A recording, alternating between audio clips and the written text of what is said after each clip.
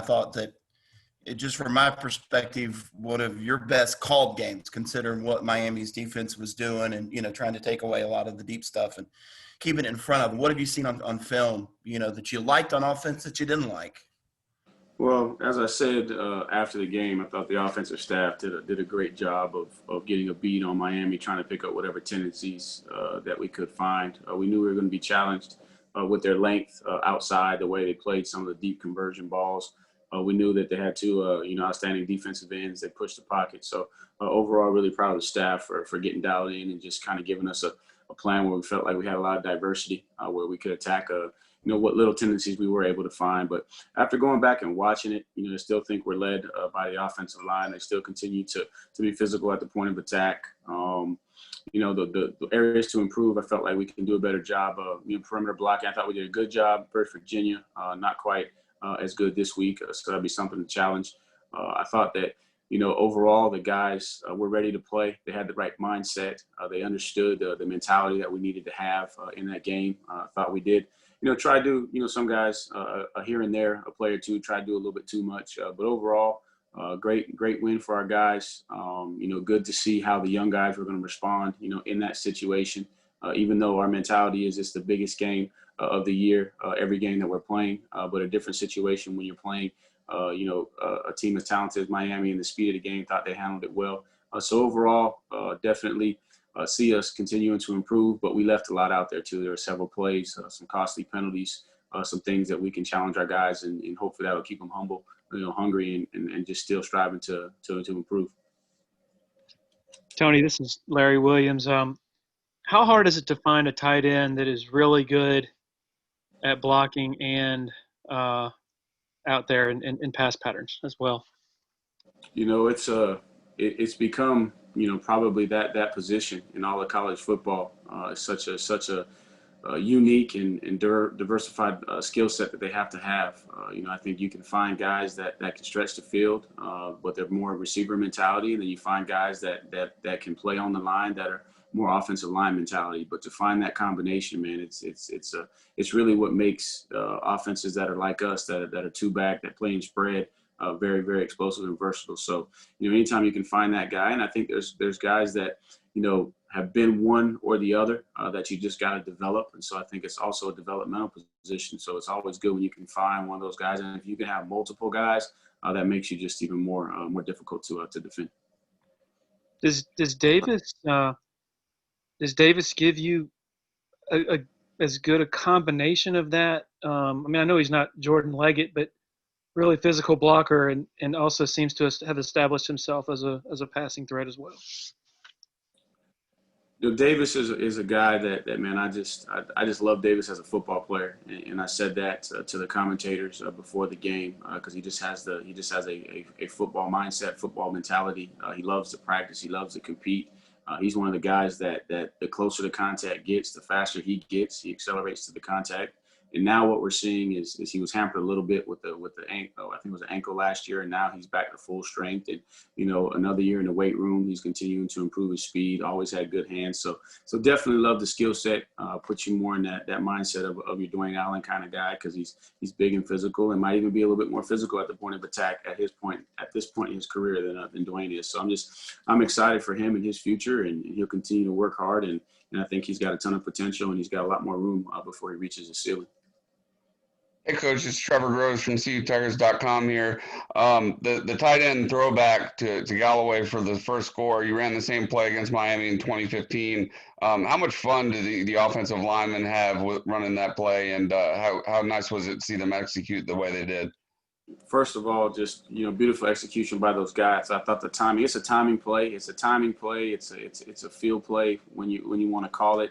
There's some certain factors that you're looking for in preparation to give you the inclination that you might have it. But I thought the guys did a great job of preparing. I thought the timing was good. It's really on the tight end to set up the timing, because he's got to wait for rushers to clear, give the quarterback an opportunity to escape the pocket just a little bit.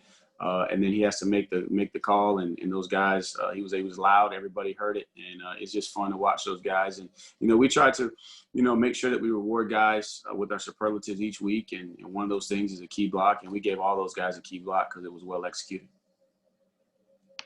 Hey, Tony, it's Anna with Clemson 24/7. When you say guys trying to do too much, do you mean on O-line, skill spots? Kind of what were you talking about there? I just think it's at all positions. I think you get into a game like that. Obviously, you know that a matchup like that, top 10 matchup, in a team and with such a history and tradition as Miami, you know that there's going to be a lot of emotion, and you got to control those emotions. You know, so sometimes, you know, you'll get caught up in just trying to use your talent or trying to be, you know, too physical to the point to where it costs you your fundamentals. And so it was just at all positions. You know, a play here, play there on the offensive line, or you know, even at the tight end, running back, wide out, guys just trying to do a little bit too much, as opposed to just having that focus, intensity, and control, passion, and going out and, you know, playing, you know, extremely hard, but doing it without sacrificing your technique.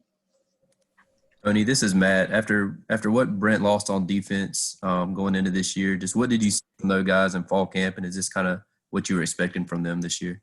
Well, we get that question every year, and I said I don't feel sorry for those guys on defense because, you know, they just reload. They reload, and you knew with the young D linemen from the day they showed up, you know, that they had something to them. And then on the back end, we knew that we were going to be extremely long, extremely fast, extremely talented. It was just a matter of time, you know, those guys, you know, getting experience, and then got a veteran leadership, you know, at the linebacking core, with the exception of Mike Jones being a younger guy. But you got Balin, you got Skowski, and you know what you're going to get every day in practice. So it's just a matter of time of those guys, you know, getting into the routine of updating the plan each and every week. But man, you know what to expect. Man, you know what you're going to get from Brent. I mean, he's the most intense guy I've ever been around. He's in my opinion, he's a football genius. I mean, he's just got plays, and he can remember situations and scenarios in his head. And he does an unbelievable job each week of, you know, diversifying his plan and putting his guys in a position to be successful. And I think the leadership from that linebacking core and some of those guys on the back end have really showed those young guys what it takes week in and week out to prepare. And then now that's allowing their talent to to come to the surface now that they're figuring things out. So I expected those guys to be just as good on defense as they've always been. So I know the perception is, you know, you might lose a couple guys, but I think Coach Sweeney's done a great job holistically from a program standpoint of helping all of us to understand that, hey, we don't, you know, we just fit guys in. You know, the program's going to continue to go forward. Same thing happened with us offensively after 2016. Just guys got to be ready, got to step up, and I think if you have that mindset, it gives you a chance every single year to have guys ready to play and step in. Hey, Tony, this is Gene in Charleston. Can you kind of break down Etienne's touchdown run, the one where he kind of bounces it in the middle, then goes off to the right side from what you saw in film there? Yeah, you know, Travis is going to get a lot of credit, you know, for that one, but I think it's really about what those guys up front did. I mean, we knew that we were going into the boundary and we were going to have to face a hard charging defensive end, and we had to create some movement with our puller, and then our second puller was going to have to come in and clean up the linebacker. And, you know, Davis did exactly that. And Travis, the biggest thing for Travis that I'm proud of is he was patient.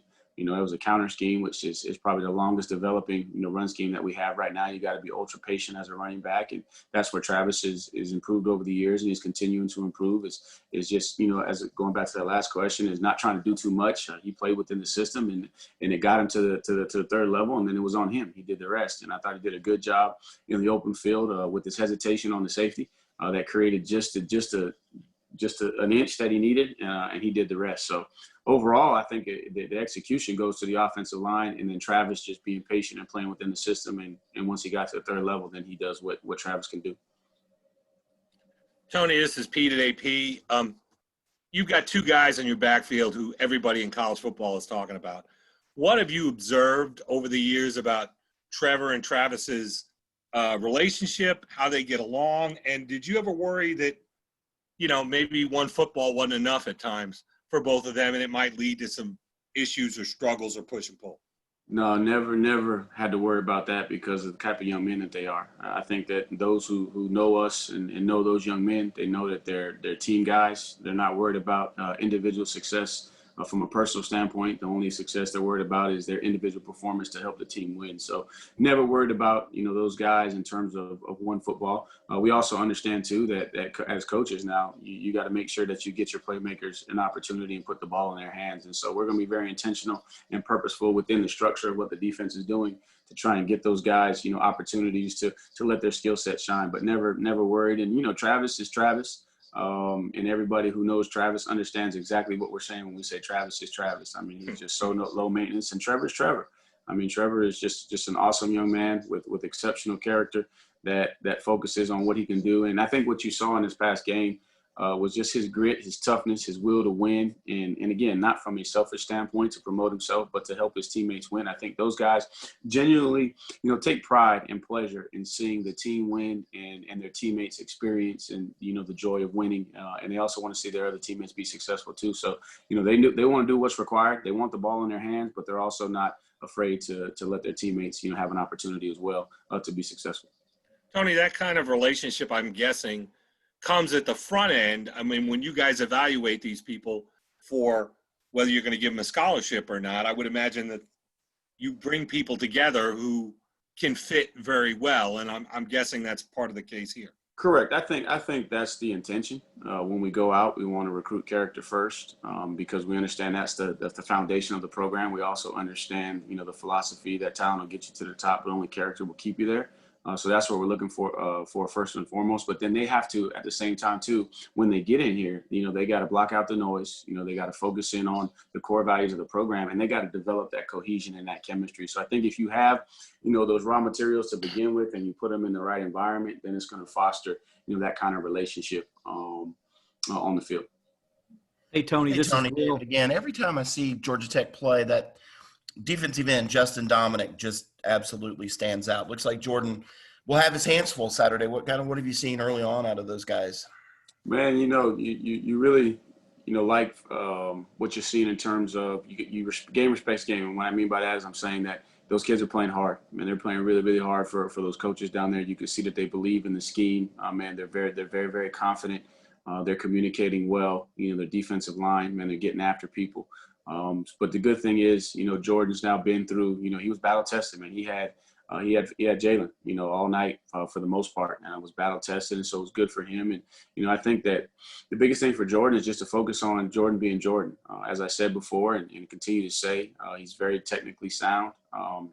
Even though he's not measured, his measurables are not some of the elite numbers, but he's got good length. He's very, very powerful. So I'm excited for that matchup. And I think that, us going forward is going to be predicated on the play of the offensive line. And so not just our tackles, but our inside guys too. And they probably don't get as much of the hype, as some of the bigger names on the outside with Jackson and Jordan, man. But those five guys, playing together, setting the mentality from a toughness standpoint, from a cohesion standpoint, from a communication standpoint is what allows everything else that you see to take place. So, man, I'm looking forward to it. But overall, Georgia Tech, they're playing hard. Those guys are flying around. They're extremely long on the back end, got a ton of experience. I think 6 of the back 7 are all veterans that have started in the past. And so I'm looking forward to the matchup. And we understand, too, it's a show and go. Got to get up early, 12 o'clock, be ready to play.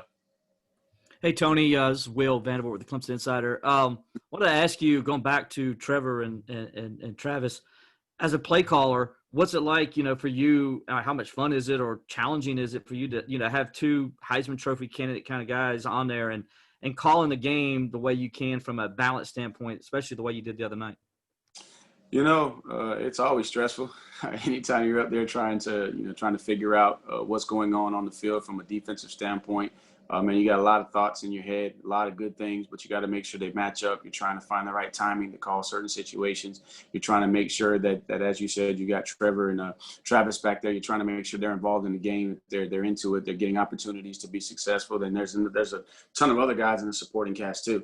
I know those 2 get the most attention. And rightfully so, man. But there's a lot of other guys, too, that are deserving of opportunities to impact the game. So, it's always challenging. And for me, I try not to get caught up in the emotion or the feel of the game, so to speak, as opposed to I just try to stay as focused as I can, getting the information that I need to get from the support staff and then validating what I see with my eyes and then just trying to stay locked in on not getting selfish, not trying to be too greedy, stay aggressive, but at the same time, too, try to put the young men in the best position. And when you do, those guys have been consistent to make plays. So it does help me. And then the beautiful thing about those 2 is they can make me right, because as much as I want to be right on every play, there's several situations in the game where I could do better, and I'm always challenging myself to be aware of that. But those guys can make you right, and that's what makes them special. Hey, Tony, this is Grace Rayner with The Athletic. I know you're a numbers guy. If you had to compare, I guess, how much 12 personnel you guys are playing this year as compared to years past, just what would be your assessment of that? You know, I asked that question, and I do have so many numbers in my head I can't remember that question off the top. But it is a good little bit more. And again, a lot of that is playing against Virginia. You get in 12 personnel, you can dictate some more of the defensive structure. So that was probably a little bit more by design. And then as these tight ends continue to evolve and develop and produce, you want to get those guys more opportunities. But I'd probably say in the past we were probably somewhere around 10 to 15%. We might be up closer to that 20% range thus far. Hey, Tony, it's Anna again. Just going back to the offensive line, how would you assess Jackson Carman in recent weeks? Jackson is doing his job, and he's making some spectacular plays. His effort is great, but he's a guy that because he's so talented, sometimes he can get away from his technique. He's such a physical guy. He wants to mash people. He wants to be physical. Sometimes he can get himself in some awkward body positions by being a little bit too aggressive. So overall, he's playing great football for us, plays winning football, but it's great for us to be able to challenge him to say, hey, let's take it every play, every single play. Let's stay locked in and not try to do too much.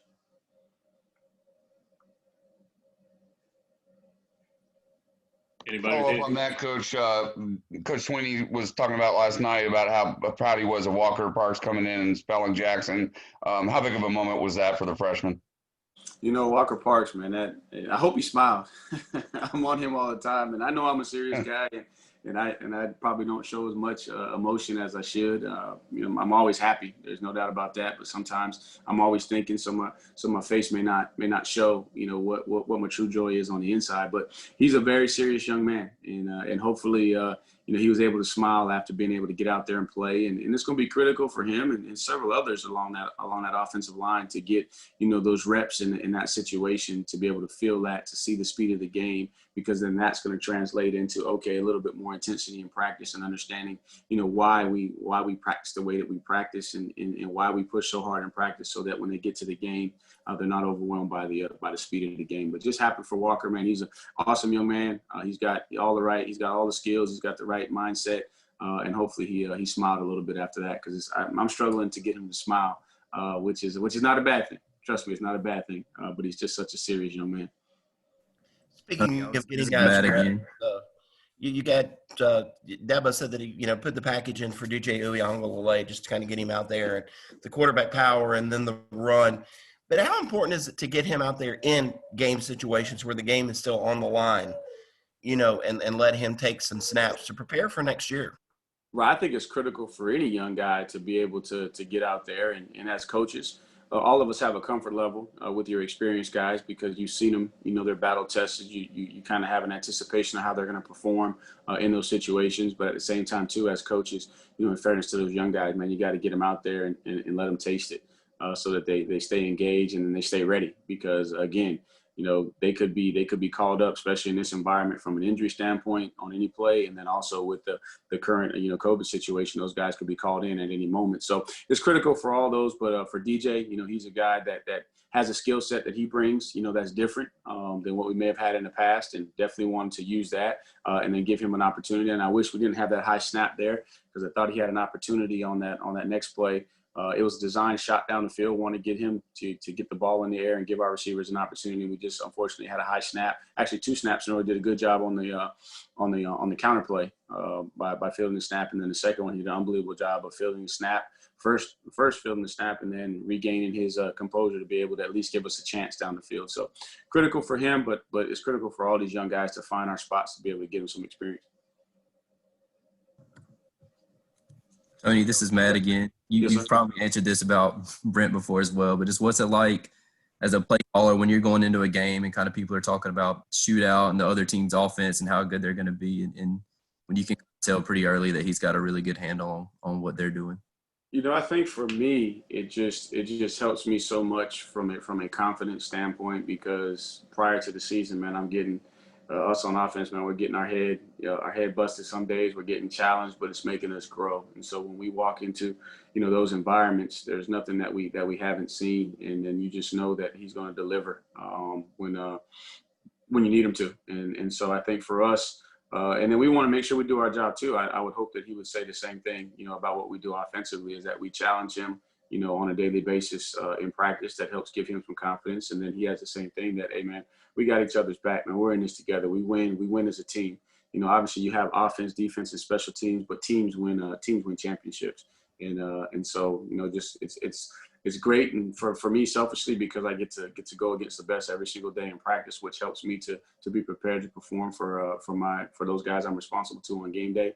But I think we complement each other because of we go against each other so much. We give each other confidence. Hey, Tony, Scott Kiefer with the Greenville News. I know Travis doesn't really keep up with records or is obsessed with that, but he's, rapidly approaching the all-time ACC rushing record. And how significant would that be for him, and what do you think that would mean?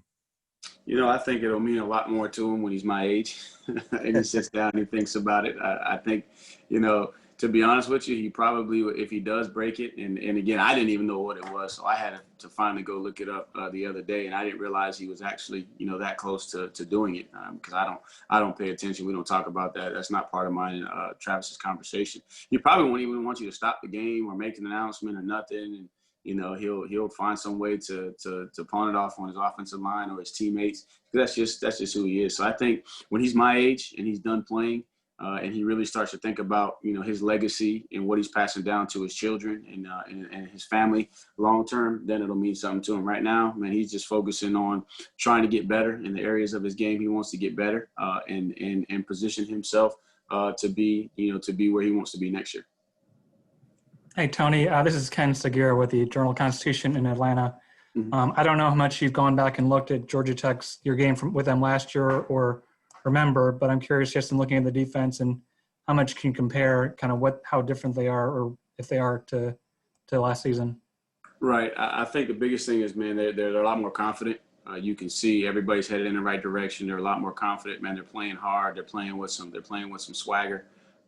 They're showing the ability to be flexible. I think versus UCF, they changed up their scheme a little bit and went from 4 down to 3 down and played predominantly 3 down in that game, which tells me that if you have guys that can do that from one week to the next, and the guys are putting in the work, they're confident. Again, great length on the back end. Defensive line, they try to get after you, and a ton of experience at linebacker. So it's going to be a good challenge for us, and I think it's an opportunity for our guys to kind of understand, how to become consistent. And that's what it's going to take. If we want to get to where we want to go at the end of the season, then we have to be consistent week in and week out. And we haven't had an issue. Our guys have done a great job of preparing to the standard, thus far. And it's going to take that same level of intensity and focus because we're going to be challenged, by a good Georgia Tech football team. And if I could ask one more thing about Georgia Tech, I'm curious, just with their coaching change out on the recruiting trail, have you noticed a difference in style or the way they're doing things than previous? Right. And it's been tough because we hadn't been able to be out on the road, so a lot of your conversations are individual with the coaches and the players. You don't get to see, usually when you're on the road, you get to run into guys. But I know that when I was on the road, I did run into some of their coaches, down there in the Atlanta area, and they're bringing a lot of energy, just bringing a lot of excitement. Man, they're not backing down in any recruiting battle. Where in the past, Georgia Tech may have had a niche kind of guy that they were going after, but man, they're throwing their hat in the ring with some of the big boys, and man, they're not backing down, and they're doing a good job. And thus far, you look at some of the players they were able to sign last year. So I think they've created a great buzz. Now the product on the field, is starting to match the buzz, and so I think that going forward, there's going to be good things coming out of that staff and that team, down in Atlanta. Thanks. So, along those same lines, is how important has the Georgia and Atlanta area been for you guys as a program in recruiting?